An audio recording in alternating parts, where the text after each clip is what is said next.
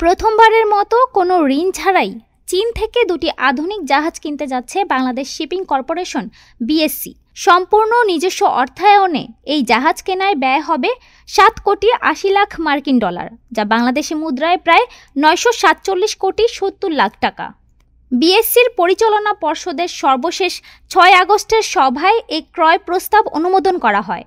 তবে চূড়ান্ত বাস্তবায়নের আগে প্রস্তাবটি সরকারি ক্রয় সংক্রান্ত পরামর্শ কমিটির অনুমোদনের জন্য উপস্থাপন করা হবে।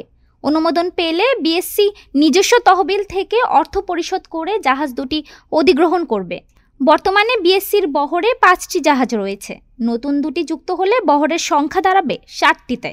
প্রতিষ্ঠানটির আশা, এই উদ্যোগে দেশের সামুদ্রিক পরিবহন সক্ষমতা বৃদ্ধি পাওয়ার পাশাপাশি আন্তর্জাতিক বাজারে বাণিজ্যিক প্রতিযোগিতায়ও শক্তিশালী অবস্থান তৈরি হবে। ডেস্ক রিপোর্ট, আজ বার্তা।